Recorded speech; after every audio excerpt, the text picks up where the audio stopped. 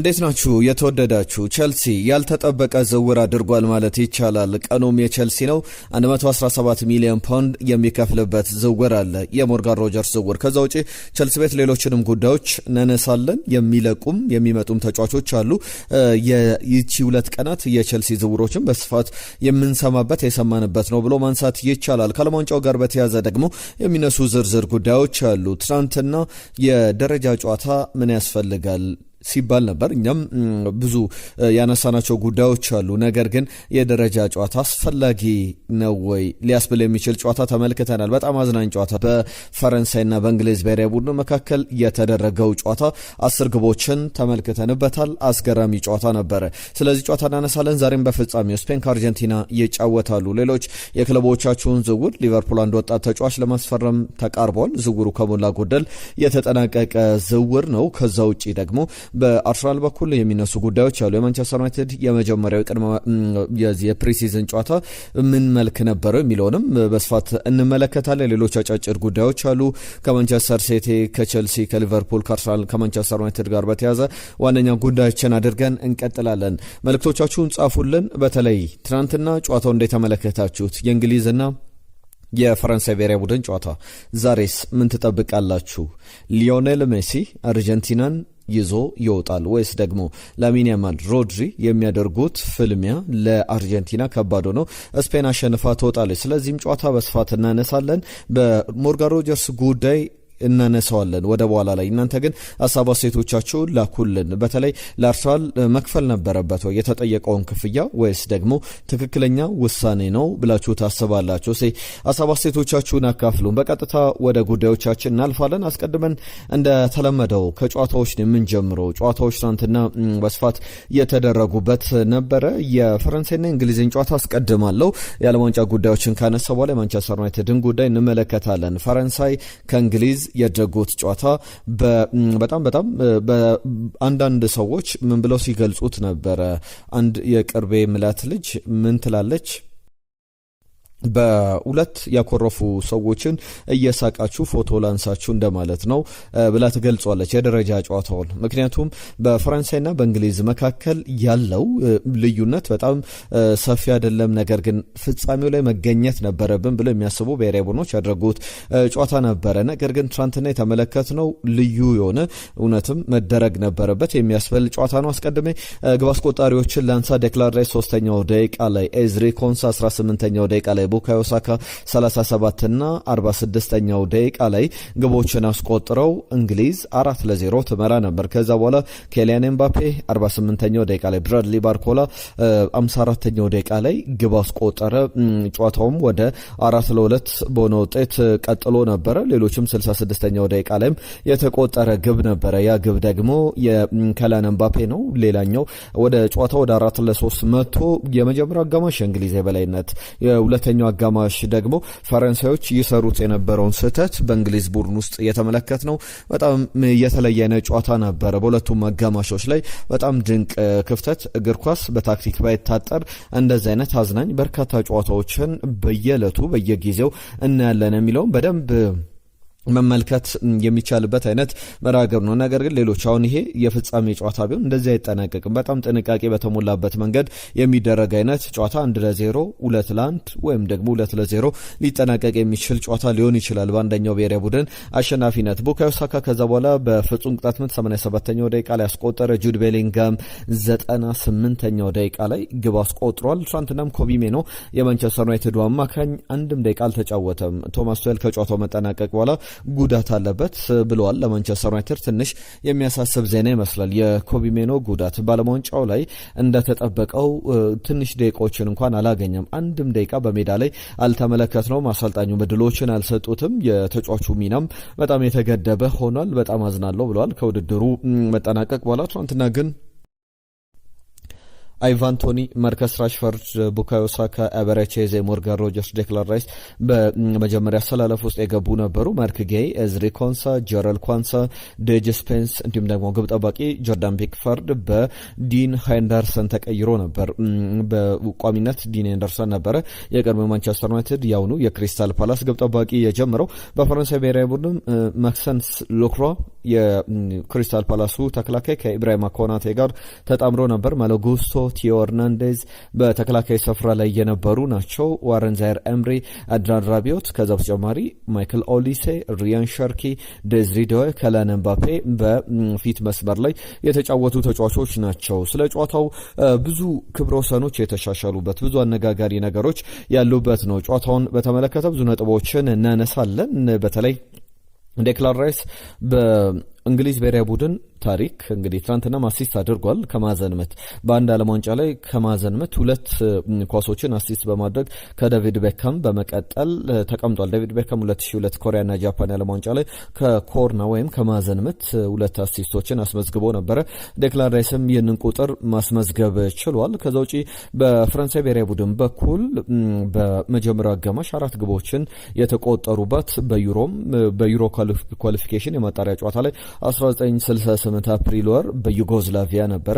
ዩጎዝላቪያው እንደ ሀገር የለችም። እንግዲህ ምን ያክል ዓመታትም እንደተቆጠሩ ማሰብ ይቻላል። የእንግሊዝ 7 ኦን ታርጌት ሙከራዎችም ትናንትና በመጀመሪያው አጋማሽ ላይ ከ1966 በኋላ ብዙ የተባለለት ነበር። ማይክል ኦሊሴ ትናንትና 2 አሲስቶችን አስመዝግቧል። ፔሌ ነበር በአንድ የዓለም ዋንጫ ላይ 6 አሲስቶችን በማስመዝገብ ቀዳሚ የነበረው። ማይክል ኦሊሴ የፔሌን ክብረ ወሰንም ያሻሻለበት ጨዋታ ነበረ። ከዛ ውጪ 22 የዓለም ዋንጫ ግቦች ለኬሊያን ኤምባፔ ትልቁ ሪካርድ ነው። ሊዮኔል አንድሬስ ሜሲ 21 ግቦችን በዓለም ዋንጫ ላይ አስቆጥሮ ነበር። ኬሊያን ኤምባፔ ግን 22 ጨዋታዎችን አድርጎ 22 የዓለም ዋንጫ ግቦች አሉት። ቢያንስ በአንድ ጨዋታ አንድ ግብ ያስቆጥራል ማለት ነውና የምን ጊዜም ከፍተኛ ግብ አስቆጣሪ ብዙዎች በሚቀጥለው ዓለም ዋንጫ ላይ ያሻሽለዋል ሲሉት የነበረውን ክብረ ወሰን ኬሊያን ኤምባፔ የሚቀጥለውን የዓለም ዋንጫማ አልጠብቅም ብሎ በዚህኛው ዓለም ዋንጫ ላይ አሻሽሎ ተመልክተናል። ብዙ ሊያስብል የሚችል ክብረ ወሰን ነው ማለት ይቻላል። ከኬሊያን ኤምባፔ ጋር በተያዘ ሊዮኔል ሜሲ ዛሬ ግብ የማያስቆጥር ከሆነ በዚህ ደረጃ ላይ በዓለም ዋንጫው ላይ እንግዲህ ይህንን ክብረ ወሰን ይዞ በደንብ ወደፊት መጓዝ ይችላል። ሊዮኔል ሜሲ ከዚህ በኋላ በዓለም ዋንጫው ላይ ይሳተፋል ተብሎ አይጠበቅም። የመጨረሻና አንድ እድሉ ለሊዮኔል ሜሲ የዚህኛው የዛሬው ምሽቱ የ4 ሰዓት የፍጻሜ ጨዋታ ይመስላል። በዚህ ጨዋታ ላይ ግብ የሚያስቆጥር ከሆነ አንድ ግብ ከኬሊያን ኤምባፔ ጋር ክብረ ወሰኑን በጋራ ይጋራል።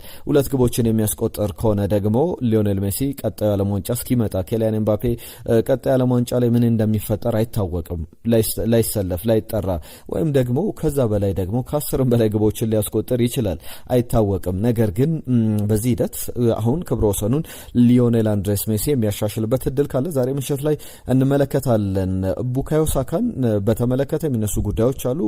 ኬሊያን ኤምባፔን ግን በተመለከተ በዓለም ዋንጫ ላይ 10 ግቦችን አስቆጥሯል በአንድ የዓለም ዋንጫ ላይና ከዚህ በፊት 10ና ከዚያ በላይ ግቦች ያስቆጠሩ 3 ተጫዋቾች ነበሩ። ገርድ ሙለር 1970 የዓለም ዋንጫ ላይ፣ ከዛ በተጨማሪ ጀስ ፎንቴን የፈረንሳይ ብሔራዊ ቡድን ተጫዋች ነው። 13 ግቦችን በአንድ ዓለም ዋንጫ ላይ በማስቆጠር አሁንም ባለ ታሪክ ባለ ክብረ ወሰን ነው። 1958 ላይ ያስቆጠራቸው ግቦች ናቸው በአንድ ዓለም ዋንጫ ላይ። ከዛ ውጪ ሳንዶር የሃንጋሪ ብሔራዊ ቡድን ተጫዋች ነው። 11 ግቦችን 1954 ላይ አስቆጥሮ ነበረ። ያንንም ክብረ ወሰን አሁን 10 ግቦች ላይ በመቀመጥ ኬሊያን ኤምባፔ ከነዚህ ትልልቅ ሌጀንደሪ ተጫዋቾች ጋር ስሙ የሚጠራ ተጫዋች ሆኗል በአንድ ዓለም ዋንጫ ላይ። ሊዮኔል ሜሲም እዚህ ክብር ላይ ዛሬ ምሽት ሊደርስ የሚችልበት እድል አለ። ለሁሉም እንኳን ተደረገ የተባለውን ጨዋታ በደንብ ተመልክተናል። ቡካዮ ሳካ ደግሞ በፊፋ የዓለም እግር ኳስ ዋንጫ ላይ ሁለተኛው ሰው ሆኗል። ለእንግሊዝ ብሔራዊ ቡድን አትሪክ የሰራው 1966 ላይ ሰር ጆፍ ሃረስት አትሪክ ሰርተው ነበረ። አሁን ደግሞ ቡካዮ ሳካ ያንን ክብር እንግዲህ በጣም ትልቅ ታሪክ ነው የጻፈው። በፍጹም ቅጣት ምት ሲገኝ ዴጅ ስፔንስ ተጠልፎ ቡካዮ ሳካ እንዲመታም የተደረገው አትሪክ እንዲሰራ ታሪክ እንዲያስመዘግብ እንደሆነ ይታወቃል። ብዙ ነገሮችን የሚነሳበት ጨዋታ፣ ብዙ ነገሮች የነበሩበት ደግሞ ቢመለከቱት የሚያስቆጭ አይነት ጨዋታ እንደማይሆን መናገር ይቻላል። ሁሉም የዓለም ዋንጫው ላይ 3ኛ ደረጃን እንግሊዝ ይዛ ጠናቃለች።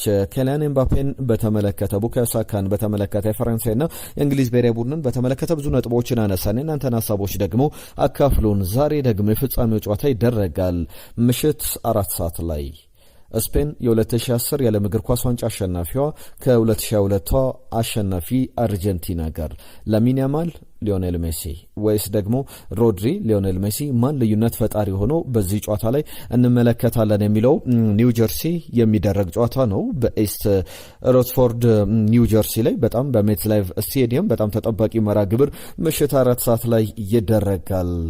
በዚህ ጨዋታ ላይ ብዙ ነጥቦችን ማንሳት ይቻላል። አንድ ጉዳይ ግን በስፋት ላንሳላችሁ። መቼ ነው ስፔን ለመጨረሻ ጊዜ የተሸነፈችው የሚለው በጣም ትልቅ ኢሜጅ የሚሰጥ ስለ ጨዋታውን ብዙዎች በተለይ ዚ አትሌቲክ አንድ አስገራሚ ዘገባን ይዞ ወጥቶ ነበረ። በዚ አትሌቲክ ዘገባ መሰረት አንድ ጉዳይ ያነሳል። ስፔንን በተለይ ብዙ ቡድኖች ሊያደርጉት የሚችለው ነገር ስፔን መቼ ነው የተሸነፈችው ብሎ ወደኋላ ሲመለሱ የሚያገኙት ማርች 2023 ላይ የተደረገ ጨዋታ ነው። ከሞላ ጎደል ከ3 ዓመታት በፊት አምደን ፓርክ ላይ ስፔን በሉዊስ ደ ላ ፉዌንቴስ ሮና በሃምደን ፓርክ 2-0 በስኮትላንድ የተሸነፈችውበት ስኮትላንድ ላይ የተደረገ ጨዋታ ነበረ። በዚህ ዓለም ዋንጫ ላይ ኬሊያን ኤምባፔን፣ ማይክል ኦሊሴን፣ ኦዝማን ዴምቤሌን፣ ዴዝሪ ዶይን ከዛ በተጨማሪም እነ ብራድሌ ባርኮላን አድራን ራቢዮትን ማን ያቆማቸዋል እነ ሪያን ሼርኪን ሲባል ነበር። መልሱ ስፔን ነበር የሆነችው። ስፔን እንዴት አሸነፈች የሚለውን በደንብ ተመልክተናል። የፈረንሳይ ብሔራዊ ቡድንን በደንብ አቁማ ስፔንን ደግሞ ማን ያቆማት ከዚህ በፊት ለመጨረሻ ጊዜ ብለን ወደ ኋላ ነገሮችን ስንመለከት በዚህ ዓለም ዋንጫ ላይ አንድ ግብ ብቻ ነው የተቆጠረባት። ከዛ ውጪ ለመጨረሻ ጊዜ ስፔን የተሸነፈችው ሃምደን ፓርክ ላይ በስኮትላንድ ነበርና በዛ ጨዋታ ላይ ቁልፉ ታክቲክ የነበረው ሮድሪን መቆጣጠር ነበር። ሮድሪን በተለይ ከጨዋታው መጠናቀቅ በኋላ 2-0 ሲጠናቀቅ ሮድሪ ከጋዜጠኞች ጥያቄ ቀርቦለት ነበር። ጨዋታው እንዴት ነበረ በሚል ጥያቄ ሲቀርብለት ይህ እግር ኳስ አይደለም፣ አከብራለሁ የተጫወቱበትን መንገድ፣ ነገር ግን በጣም መጥፎ በሚያስጠላ መንገድ ነው የተጫወቱት። ሰዓት ይገድላሉ፣ ፕሮቮክ ያደርጋሉ፣ ከዛ በተጨማሪ ጥፋት ይሰራሉ። ለኔ ይህ እግር ኳስ አይደለም ብሎ አስተያየቱን ሲሰጥ ነበረ ሮድሪ በወቅቱና አሁንም ስለ ሮድሪ ብቻ ሳይሆን ስፔን ብሔራዊ ቡድኑንም ለማቆም ሮድሪ ላይ የአርጀንቲና ብሔራዊ ቡድንን ይህንን ጨዋታ ቸል ይሉታል፣ በቀላሉ ያልፉታል ብዬ አልጠብቅም። ለሁሉም ይህ ጨዋታ በጣም የሚጠበቅ መርሃ ግብር ነው። የእናንተን ሀሳቦች ላኩልን። ጨዋታው ስለስንት ይጠናቀቃል? የስፔን ብሔራዊ ቡድን ያሸንፋል? ሊዮኔል ሜሲስ ዋንጫውን ያነሳል? ማን ነው ተጠባቂው የሚለውን ይነሳል። ሊዮኔል ሜሲ ገና በላማሲያ እያለ የአርጀንቲና ብሔራዊ ቡድንን ከመወከሉም በፊት የስፔን ብሔራዊ ቡድን ላይ እንዲጫወት በጣም ከፍተኛ ጥረቶች ተደርጓል። ሊዮኔል ሜሲ ግን አርጀንቲናን አልከዳም ብሎ በጣም ግን ተቃርቦ ነበር። ምክንያቱም የአርጀንቲና እግር ኳስ ፌዴሬሽን ሊዮኔል ሜሲ እንዳለ ሪኮግናይዝ ለማድረግ እንኳን አልቻሉም ነበር። በመጨረሻም የሊዮኔል ሜሲ ሂደት አብቅቶ ለአርጀንቲና ብሔራዊ ቡድን አንድ ብሎ ተጫወተ። ከዛ በኋላ የተመለከትናቸው ነገሮች በሙሉ በአርጀንቲና ብሔራዊ ቡድን ብዙ ሲወቀስ በመጨረሻም 2022 ላይ የዓለም ዋንጫን አምጥቶላቸዋል። ለሁሉም የዚህ ጨዋታ ግምቶቻችሁን ላኩልን። ክብሯትና ክብሯን መልእክቶቻችሁን እንጠብቃለን። ይህንን ቪዲዮ ላይክ አድርጋችሁ አብራችሁ እንዳላችሁ ተስፋ እናደርጋለን። ወደ ዝውውር ጉዳዮች ልናልፍ ነው። በዝውውር ጉዳዮች ደግሞ በብሬኪንግ ኒውስ ትናንትና ማምሻውን የሰማ ነው በጣም አነጋጋሪው ዝውውር የሞርጋን ሮጀርስ ጉዳይ ነው። ሁለት ጉዳዮችን በዋነኝነት አነሳለሁ። የአርሰናልና የሞርጋን ሮጀርስ ድርድር እንዴት ያለ ነበረ? ከዛ ውጪ በቼልሲ ቤት እንዴት ፊት ያደርጋል? ኮል ፓልመር ባለበት ቡድን ውስጥ ሞርጋን ሮጀርስ ምን አይነት ሚና ይኖረዋል የሚለውን እናነሳለን። 117 ሚሊዮን ፓውንድ ለተጫዋቹ የሚከፈልበት ክፍያ ነው ቼልሲ ለአስቶን ቪላ የሚከፍለው። ሰኞ ዕለት ነገ የሕክምና ምርመራውን ያደርጋል ሞርጋን ሮጀርስ። ከዛ በኋላ አዲሱ የቼልሲ ተጫዋች ሆኖ ወደ ረፍቱ ያመራል። ከረፍት በኋላ ከ3 ሳምንት ወይም ከ4 ሳምንታት በኋላ ፕሪሚየር ሊጉ ናሴ 15 ቀን በእኛ ይጀምራል። ከናሴ 15 ቀን በፊት ከሞላ ጎደል አሁን ዛሬ ናሴ 12 ላይ እንገኛለን። 1 ወር ከ3 ቀናት ይቀሩታል የእንግሊዝ ፕሪሚየር ሊግ ሊጀመርና ከዛ በኋላ ፕሪሚየር ሊጉ ሲጀመር በአሰልጣኝ ቻቪ አሎንሶ ስር እንመለከተዋለን። በእርግጥ የኤንዞ ፈርናንዴዝ ጉዳይስ እንዴት ይታያል የሚለው ቼልሲ ቤት ይነሳል። በዋነኝነት ግን አስቀድመን 117 ሚሊዮን ፓውንድ የተከፈለበትን የሞርጋን ሮጀርስ ዝውውር መመልከት ያሻል። ፐርሰናል ተርም የግል ጥቅም የደሞዝ ጉዳዮች ተስማምቷል። 6 ዓመታት ኮንትራት ይፈርማል። ከዛ በተጨማሪ ቼልሲ በአማራጭነት 12 ወራትን የተጫዋቹን ውል የማራዘም መብት አለው። አሁን 3 ዓመቱ ላይ ይገኛል። 7 ዓመታት ቼልሲ ባለው መብት ተጠቅሞ 7 ዓመታት የሚቆይ ከሆነ ሞርጋን ሮጀርስ እስከ 30 ዓመቱ ድረስ የሚያቆየውን የቼልሲ ውል ይፈራረማል። መቼ? ነገ ሰኞ የሕክምና ምርመራውን ካጠናቀቀ በኋላና በአሰልጣኝ ቻቪ አሎንሶ ስር በተለይ አሰልጣኙ ተጫዋቹን በማሳመን ረገድ ትልቅ ኃላፊነት ተወጥቷል ይባላል። ታክቲካሊ እንዴት ሊጠቀሙበት እንዳሰቡ በደንብ አስረድተውታል። ከዚህ በፊት የቼልሲ ትልቁ ገንዘብ ክፍያም የነበረው ለኤንዞ ፈርናንዴዝ የተከፈለው ክፍያ እንደነበረ እናስታውሳለን። ቼልሲ ከዚህ በፊት ለቤኔፊካ ለኤንዞ ፈርናንዴዝ በ121 ሚሊዮን ዩሮ ከፍሎ እንደነበር ይታወቃል። ወይም ደግሞ 106 ሚሊዮን ፓውንድ 2023 ላይ ሲከፈልበት እናስታውሳለን።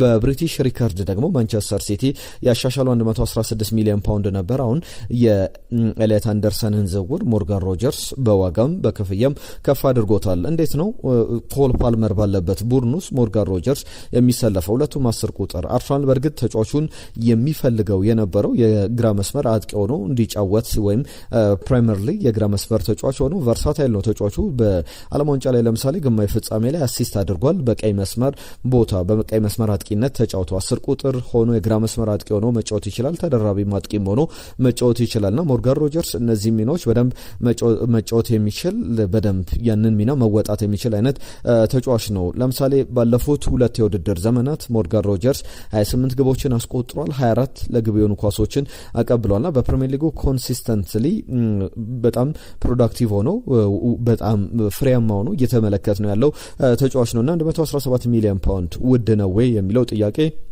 በዋነኝነት የሚነሳ ነው። ነገር ግን አሰልጣኝ ቻቪ አሎንሶ ከዚህ በፊት በያዛቸው ቡድኖች ለምሳሌ ዋነኛ ሌቨርኩሰን ቡድን የሱን ቡድን የሚመስል ነው። በሪያል ማድሪድ ብዙ አልቆየም። የሪያል ማድሪድም ወቅታዊ ሁኔታም የተጫዋቾችም ስብስብም ይህንን የሱን የቻቪ አሎንሶን አሰላለፍ ለመተግበር በጣም የከበደ ሁኔታን ተመልክተናልና በቻቪ አሎንሶ ስር ፕሪፈር የሚያደርገው አሰላለፍ አለ 3-4-2-1 ሁለት 10 ቁጥሮች 10 ቁጥሮች ላይ በሌቨርኩሰን ለምሳሌ ፍሎሪያን ቨርስ እንዲሁም ደግሞ ጆናስ ሆፍማን ይጫወቱ ነበር። አሁን በዚህ ሂደት ደግሞ የዚህ ዝውውር አካል ሆነው በደንብ የምንመለከተው ሞርጋን ሮጀርስ ከኮል ፓልመር ጋር ከ9 ቁጥር ቦታ ላይ ማን ይሰለፍ ገና የለየለት ጉዳይ አይደለም። ኒኮላስ ጃክሰን ይቆያል አይቆይም ወደ በኋላ ላይ የምናነሳው ጉዳይ ይኖራል። ከኒኮላስ ጃክሰን ጋር በተያያዘ በእርግጥ ትናንትና ማንስቻለሁ በቼልሲ ቤት አሰልጣኙ እንዲመለከተው ወይም በአሰልጣኙ በኩል ጊዜ እንዲኖረው አሰልጣኝ ቻቪ አሎንሶ ተጫዋቹን በቅርብ መመልከት ይፈልጋል የሚሉ ሀሳቦች ነበሩ። ጃው ፔድሮም ቆየ ወይም ደግሞ ሊያም ዴላፕ በደንብ ብዙ ሊነሱ የሚችሉ ጉዳዮች አሉ። በቼልሲ በኩል እነዚህ 2 ቁጥር ቦታዎች ላይ 4 ተጫዋቾች ይኖራሉ። አማካኝ ስፍራ ላይ 2 ዊንግ ባኮች ዊንግ ባኮ ላይ አንደኛው ያለ ጥርጥር በጣም በሚያስገርም ሁኔታ ሪስ ጀምስ ከዛ በተጨማሪም ጆቫኒ ኩዌንዳ የሚገርም የባሎን ዶር ተሰጥኦ ያለው ተጫዋች የሚባል ነውና ቼልሲ አስቀድሞ ባለፈው የውድድር ዘመን ያስፈረመው ተጫዋች ነው። ለሁሉም እነዚህን ጉዳዮች በስፋት ወደፊትም የምናያቸው ናቸው። ነገር ግን 2 ቁጥር ቦታዎች ላይ እንደሚጠቀምበትና በአርሰናል በኩል ጥያቄ ያነሳው ታክቲካል አቀራረብ ላይ ነውና እንዴት ሚኬል አርቴታ ይጠቀምብኛል የሚለው ጉዳይ ላይ ከሚኬል አርቴታ ይልቅ የቻቪ አሎንሶ አቀራረብ የበለጠ አሳምኖታል የሚሉ ዘገባዎችን በስፋት ተመልክተናል። ለሁሉም ይህ ጉዳይ ብዙ እያስባለ ብዙ እያነጋገር ያለ ጉዳይ ነው። እናንተስ እንዴት ተመለከታችሁት? ያልተጠበቀ ዝውውር ድንገት ለቼልሲ ከመሬት ዱባ ለማለት ይቻላል። ለምሳሌ በቼልሲ በኩል ኮል ፓልመር ወደ ማንቸስተር ዩናይትድ መሄድ ፈልጋለሁ በሚልበት ወቅት ላይ የሚነሱ ጉዳዮች ነበሩ። እሱም የኮል ፓልመር መሄድ ዋነኛው ጉዳይ ከምቾት አልተሰማም። ስለዚህ ለሱ ቅርብ የሆነው ተጫዋች ሞርጋን ሮጀርስ ነው ይምጣ ተብሎ ሲነገር ነበር ከአንድ ዓመት በፊት። እናም የሞርጋን ሮጀርስና የኮል ፓልመር በማንቸስተር ሲቲ የነበራቸውን አካዳሚ ቼልሲ ቤት ውስጥ በሚቀጥለው ውድድር ዘመን 2026-27 ላይ ይፈጥሩታል የሚለው የሚጠበቅ ጉዳይ ነው። ከአርሰናል ጋር በተያያዘ የሚነሱ ሀሳቦች አሉ። የዚህ የሞርጋን ሮጀርስን ዝውውር አምልጦታል ማለት ይቻላል ጀርሚ ሞንጋ። አሁን ሞርጋን ሮጀርስ ከዛ በፊት ደግሞ ሳንድሮ ቶናሊ በቶትናም በማንቸስተር ሲቲ አሁን ደግሞ በቼልሲ ተጫዋቾችን ተነጥቋል ብሎ በትክክል ማንሳት ይቻላል። ስለ ማንቸስተር ዩናይትድ ጨዋታ እናንሳና ሌሎች የአርሰናል ጉዳዮችን ደግሞ በስፋት እንመለከታለን። ከአርሰናል ጋር በተያያዘ ከቸልሲም ጋር ሌሎች ተጨማሪ ጉዳዮች ይነሳሉ። ማንቸስተር ዩናይትድ ትናንትና ጨዋታውን አከናውኖ ነበረ። የማንቸስተር ዩናይትድ ጨዋታ ላይ ጥቂት ነጥቦችን እናነሳለን። ሬክስሃምን ሄልሲንኪ ላይ ገጥሞ 1-0 በሆነ ጠባብ ውጤት ማንቸስተር ዩናይትድ ተሸንፏል። ስለ ጨዋታው መነሳት ያለባቸው መነገር ያለባቸው ጉዳዮች አሉ። አሁንም ብዙ ኢምፕሩቭመንት የሚያስፈልገው ቡድን፣ ብዙ መሻሻል ያለበት ቡድን እንደሆነ መናገር ይቻላል። ነገር ግን መመልከት ያለብን ማንቸስተር ዩናይትድ ተሸነፈ ሳይሆን ይህ ገና የመጀመሪያ የቅድመ ውድድር ዘመን ዝግጅት የመጀመሪያ ጨዋታ ነው። ብዙ የተዳከሙ እግሮች፣ ከዛ በተጨማሪ ፊት ያልሆኑ ተጫዋቾችን በደንብ ማስተዋል ይቻላል። ወደ ጨዋታ ሞመንት ያልመጡ የዋና ቡድን ተጫዋቾች ልንላቸው የምንችላቸው ለምሳሌ ሃይደን ሄቨን፣ አንድሬስ ሳንቶስ፣ ሜሰን ማውንት የመጀመሪያ ጀማሪ ተጫዋቾች ነበሩ። ሌሎች ወጣት ተጫዋቾችን ደግሞ በቡድን ውስጥ የተመለከትንበት ነበር። በጨዋታው ላይ በተለይ በሁለተኛው አጋማሽ ላይ ወጣቶቹ ተጫዋቾች በጣም ሻርፐር፣ በጣም ፊት ሆነው እንዲሁም ደግሞ ለመጫወት ፍላጎት የነበራቸው ተጫዋቾች ይመስሉ ነበር ከሲኒየር ከዋናው ቡድን ተጫዋቾች በበለጠ ማለት ነውና በዚህ ጨዋታ ዙሪያ ግን አሁንም ለማንቸስተር ዩናይትድ ደጋፊዎች ያን ያክል የሚያሳስብ ሽንፈት ነው ብሎ መናገር አይቻልም። ያን ያክል ትኩረትም ሊሰጡት አይገባም ከሽንፈቱ ጋር በተያዘ። ነገር ግን በቀጣይ ብዙ ስራዎች እንደሚቀሩ እንደ ማንቂያ ደውልም ሊሆን ይችላል። በቅድመ ውድድር ዘመን ዝግጅቱ ማንቸስተር ዩናይትድ የበለጠ እየተጠናከረ ተጫዋቾቹንም ሲያገኝ ዝውውሮችንም የበለጠ እያደረገ እንደሚሄድ ማንሳት ይቻላል። አንድሬ ሳንቶስ ጥሩ የመጀመሪያ 45 ደቂቃ አሳልፈዋል። ብዙ ኳሶችን ወደፊት ሲያደርግ ነበረ። ከዛ ውጪ በ6 ቁጥር ቦታ ላይ ጥሩ ሚና መጫወት እንደሚችልም ትልቅ ማሳያ የሚሆን ተጫዋች ነው። ተጫዋቹ ወደ ማች ፊትነሱ ሲመጣ ገና የመጀመሪያ የሲዝኑ ጨዋታ ነውና በፕሪሲዝን ላይ ብዙ ነገሮች የሚጠበቅበት አይነት ጨዋታ ነው። ለሁሉም የማንቸስተር ዩናይትድ ጉዳይ እዚህ ላይ ገታ እናድርግና የአርሰናልን ጉዳይ ደግሞ እንመልከት። ከዊሊያም ሳሊባ ጋር በተያዘ ዊሊያም ሳሊባ ሰርጀሪ የቀዶ ሕክምና ያደርጋል የሚለው ትልቁ ጥያቄ ነበር። ብዙ መገናኛዎች ከ4 እስከ 5 ወራት ከሜዳ ሊረቅ ይችላል፣ የቀዶ ሕክምና ያስፈልገዋል የሚሉ ጉዳዮችን ሲያነሱ ነበር። ለኪፕ ደግሞ አሁን በቀጣይ ሳምንት አርሰናልና ዊሊያም ሳሊባ በጋራ ሆነው ይወስናሉ። ቀዶ ሕክምና ያስፈልጋል አያስፈልግም የሚለውን የሕክምና ሂደቱን የመጨረሻ ምርመራ ካደረገ በኋላ ውሳኔ በጋራ ይህንን ብናደርግ የዚህ ፕሮባቢሊቲዎችን ያስቀምጣሉ። ይህንን ብናደርግ እንደዚህ ይሆናል፣ ይህ ቢሆን እንዲህ ይሆናል ብለው ያስቀምጡና ሁለቱም በጋራ ይወስናሉ። እንደዚህ ቢሆን አንተ በዚህ መንገድ ልትመለስ ትችላለህ የሚለውን በጋራ ይስማማሉና ነገ ሰኞ የመጀመሪያው ውሳኔ ይጠበቃል በዊሊያም ሳሊባ በኩል እየተባለ ይገኛል። የቸልሲ ሁለት ጉዳዮችን ላንሳ። አስቶን ቪላና ቸልሲ ድርድር አድርጓል። በዚህ መሃል ደግሞ አንድ የተነሳ ስም አለ፣ ኒኮላስ ጃክሰን። በኡናይ ኤምሪ በጣም የሚደነቅ የሚፈለግ አይነት ተጫዋች ነው። በቪያሪያል በጋራ ሰርቷል። አሁን 117 ሚሊዮን ፓውንድ የሚከፍለው ቸልሲ በዚህ ዝውውር ላይ ደግሞ ከኒኮላስ ጃክሰን የሆነ አይነት ገንዘብ ሊያገኝ ይችላል። አስቶን ቪላ ኒኮላስ ጃክሰንን አንደኛው ቅዱ አድርጎታል የሚሉ ጉዳዮችን እየተመለከተን እንገኛለን። ከቸልሲ ጋር በተያዘ ሌላኛው ማትሰንስ ሎክራን በተመለከተ ነው። 55 ሚሊዮን ፓውንድ ለዚህ ለክሪስታል ፓላሱ ተጫዋች ሊከፍል ይችላል። ክሪስታል ፓላስ መነሻ ክፍያ 55 ሚሊዮን ፓውንድ ሊቀበል ይችላል ለተጫዋቹ ዝውውር የሚሉ ዘገባዎችን እየተመለከተን እንገኛለን። ሊቨርፑልን በተመለከተ የወጡ ጉዳዮች አሉ። ከሊቨርፑል ጋር በተያዘ እንደዚህ አትሌቲክ ዘገባ ከሆነ 750 ሺህ ፓውንድ 701 ሚሊዮን እንኳን በማይሞላ ገንዘብ ማርቲኔዝ የተባለ ተጫዋችን የ17 ዓመት ኮሎምቢያ ተጫዋች ነው፣ የአማካኝ ስፍራ ተጫዋች ነው። በመርሲሳይድ ክለቡን ለመቀላቀል በጣም ከጫፍ ደርሷል የሚሉ ዘገባዎችን ተመልክተናል። ሳሙኤል ማርቲኔዝ በፕሪሚየር ሊግ እንግዲህ በዚህ አኛው ዓመት አይመጣም። ነገር ግን የሕክምና ምርመራውን አጠናቆ ነገ ሰኞ ይፋ የሚደረግ ዝውውር ይሆናል ተብሎ ይጠበቃል። ከዛ በኋላ ወደዛው ወደ አትሌቲኮ ናሽናሎ ወደዛው ወደ ኮሎምቢያ ያመራና በዛው በክለቡ የውድድር ዓመቱን ያጠናቅቃል። 18 ዓመት ሲሞላው ከ12 ወራት በኋላ ወደ አንፊልድ ይመጣና የሊቨርፑል ቆይታውን አንድ ብሎ እንደሚጀምር መናገር ይቻላልና እሱ በዋነኝነት እየተነገሩ ያሉ ጉዳዮች ናቸው። ከማንቸስተር ዩናይትድ ጋር በተያዘ ሴንተር ባክ ያስፈልገዋልና ለዚህ ደግሞ ቤን ኔልሰን የተባለ የሌስተር ሲቲ ተጫዋችን ለማስፈረም እንቅስቃሴ ላይ እንዳለ እየተነገረ ይገኛል። እስከ 10 ሚሊዮን ፓውንድ ለዚህ ተጫዋች ሊከፍል ይችላል ተብሏል። ማንቸስተር ዩናይትድ ዩሪ ተለማንስን፣ አንድሬ ሳንቶስን 85 ሚሊዮን ፓውንድ አውጥቶ አስፈርሟል። ካርል ዳርሎው ግብ ጠባቂ ቦታ ላይ ወደ ማንቸስተር ዩናይትድ የመጣ ግብ ጠባቂ እንደሆነ ይታወቃል ከሌድስ ዩናይትድ። አሁን ለማንቸስተር ዩናይትድ አዲሱ ፈራሚ ደግሞ አሁን ያነሳውት ስም ቤን ኔልሰን ይባላል። የተጫዋች በሌስተር ሲቲ በጣም ጥሩ የሚባል በዛው ያደገ ተጫዋች ነው። 2 ዓመቱ ላይ ይገኛል። ሌስተርን ልቀቁኝ እያለ ይገኛል። ማንቸስተር ዩናይትድ ለምን ተከላካይ ያስፈልገዋል ካላችሁ ማቲያስ ደሌት ገና ከጉዳቱ አላገገመም፣ ወደ ልምምድም አልመጣም። ለማንቸስተር ዩናይትድ መቼ ይመለሳል የሚለው ቢያንስ የመጀመሪያው ወር በፕሪሚየር ሊግ ሊያልፈው ይችላል የሚሉ ጉዳዮች ይነሳሉ። 3-4 ጨዋታዎችን አልፎ ሊመጣ ይችላል። ሊሳንድሮ ማርቲኔዝ ከዓለም ዋንጫው ጋር በተያያዘ ዘግይቶ እንደሚደርስ ይጠበቃል። ከዛ ውጪ ደግሞ ወጣቶቹ ተጫዋቾች ነው ያሉት እነ ሃሪ ማጓየር በጣም ሲኒየር ከሚባሉ ተጫዋቾች በተጨማሪ ሌኒየሮና ሄደን ኤቨን የማንቸስተር ዩናይትድ ተከላካዮች ናቸውና በዚህ ሂደት ማንቸስተር ዩናይትድ ይህንን ተጫዋች መፈለጉ ተጫዋቹንም ለማስፈረም ጥረት ማድረጉ የሚያስገርም አይደለም። የአጭር ጊዜ እቅድ ሊሆን ይችላል። ተጫዋቹ ደግሞ ፖቴንሻሊ በረጅም ጊዜ አቅሙን እያሻሻለ በደንብ የሚሄድ ከሆነ የሚጠበቅ ጉዳይ ነው። የቸልሲ ደጋፊዎች በዛሬ ዝውውር ላይ ሀሳባችሁን ላኩልን። ይህንን ቪዲዮ ላይ ካደርጋችሁ አብራችሁ እንዳላችሁ ተስፋ እናደርጋለን። ትናንትና በርካታ መልእክቶች መጥተውልናል። ሲላስ እንግዲህ ያነሳልን ጉዳይ አለ። በተለይ ደግሞ የምታነሷቸው መረጃዎች ስንተናዎች ጥሩ ናቸው፣ አንዳንድ ዝውውሮች ግን በደንብ አጣርታችሁ ብታቀርቡልን ብሏል። በደንበኛ ቢያንስ የትኛው ብዙሃን መገናኛ ላይ ትክክለኛ ዘገባዎች አሉ የሚለውን በደንብ ለማጣራት እንሞክራለን። በዛ ጥርጥር አይግባችሁ። ነጅብ ሰንገሮ ሰላም ቤስቶች እንዴት ናችሁ?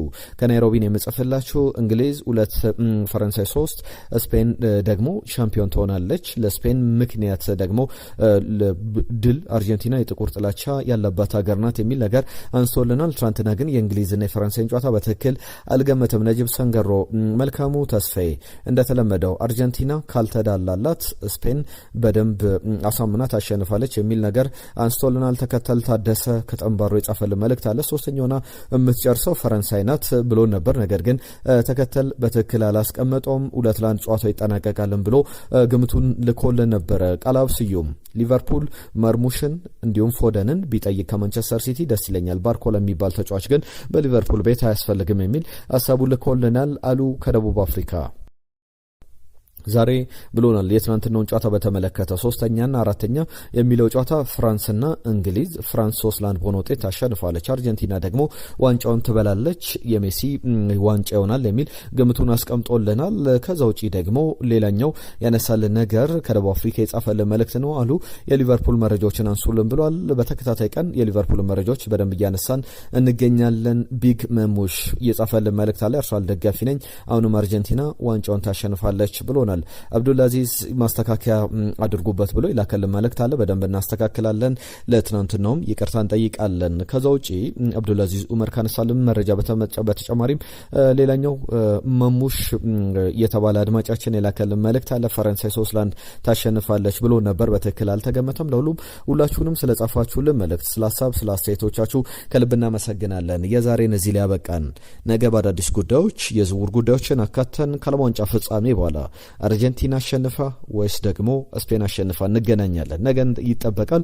በስፋት ከምሽቱ 4 ሰዓት ጀምሮ በሚደረገው ጨዋታ ዙሪያ ሌሎች ፖሎችን አዘጋጅተናል። ትናንትናም መጠይቆችን አቅርበን ነበረ። በዚሁ በቤስት ስፖርት ቻናል ላይ የቻናሉ ፐብሊክ ፖስት ላይ ገብታችሁ ልታገኙት ትችላላችሁ። ፖስትስ የሚለው ላይ መጠይቆችን አቅርበን ነበረ። ወደ 996 ሰዎች ተሳትፈውበታል። እስካሁን 57 በመቶ ስፔን፣ 43 በመቶ ደግሞ አርጀንቲና ያሸንፋል የሚል ግምቶች ተቀምጧል። ከሞላ ጎደል 1000 ሰው ተሳትፈውበት 57 በመቶ የስፔን ነውና ብዙ የተለያየ አይደለም። ነገር ግን የእናንተን ግምቶች ላኩልን ዛሬም በሚኖረው በጨዋታ ዙሪያ። የዛሬን ግን እዚህ ላይ ያጠናቀቅን። ስላዳመጣችሁን ስለሰጣችሁን ጊዜ በሙሉ ከልብ እናመሰግናለን። ጤና ይስጥልን።